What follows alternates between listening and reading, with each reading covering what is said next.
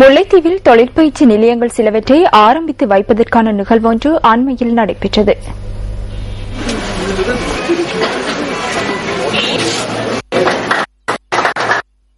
ஒட்டுசுட்டான் கட்சிலைமடு அரசினர் தமிழ் மகா வித்தியாலயம் மற்றும் முள்ளியவளை தண்ணீரூற்று திருச்சபை தமிழ்கலவன் பாடசாலைகளில் தொழிற்பயிற்சி நிலையங்கள் அமைக்கப்பட்டுள்ளன.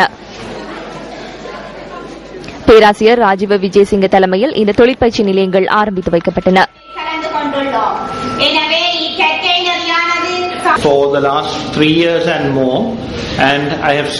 யுத்தத்துக்கு பின்னர் ஏற்பட்ட அழிவுகளை கடந்த 3 வருடங்களுக்கு மேலாக அவதானித்து வருகின்றேன். இந்த பகுதியில் உள்ள மக்கள் திருப்தியுடன் உற்பத்தி திறன் மிக்க வாழ்க்கையை அமைத்துக் கொள்வதற்கும் அவற்றை மீள கட்டியெழுப்புவது அவசியமானது என நான் நினைக்கின்றேன். ஒரு நாட்டினதோ அல்லது ஒரு பிராந்தியத்தினதோ வளம் என்பது அந்த பகுதி மக்கள்.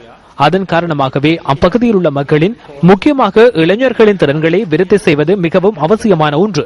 அதனால் அவர்கள் திருப்திகரமான வாழ்க்கை உருவாக்க முடிவதுடன் அனைத்து சமூகத்துக்கும் சிறந்த பலனை வழங்க முடியும். Life not only for themselves but for the whole community.